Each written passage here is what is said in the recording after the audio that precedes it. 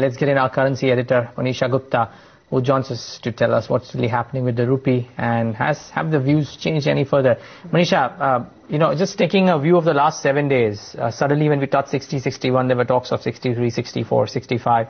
Then some intervention by the government and some solace out there. What are people now saying after digesting all of these bits of information?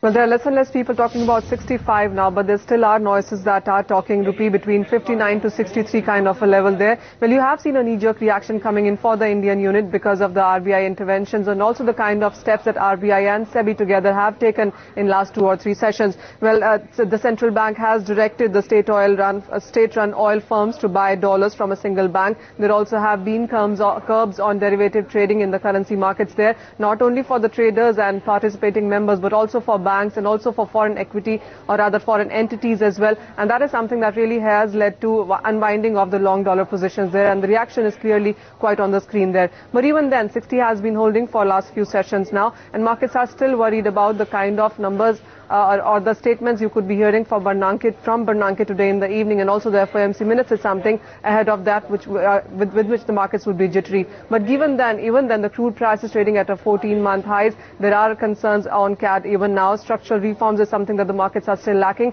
So looking at all of that, the rupee continues to be vulnerable and could see some more downside before we see some gains. Manisha, just wanted your perspective as to how most of the experts are reading into some of the measures which have been undertaken by SEBI, tightening the exposure norms, as well as NSE then revising the position limits. Has this been viewed in a positive light or not enough?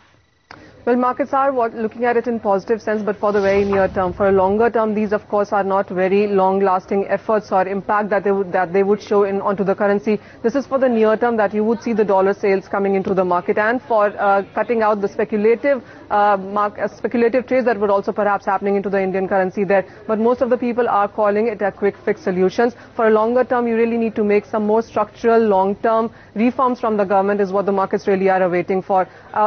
With the lack of that, you wouldn't see a rupee being supported too long. Today also there is a bit of support coming in from the fact that the Asian currencies also are trading nearly 0.25% on the higher side. The dollar has been very steady. So these are a couple of factors also supporting the rupee. The rupee had been oversold as well. So some winding of positions is what you have seen that is supporting. And 60.20 at this point in time seems to be a level that RBI also seems to be watching. There also have been reports that RBI is looking at all outflows and inflows coming in cents of dollars. So there's a bit of a caution in the market, but the long-term efforts still need to be made.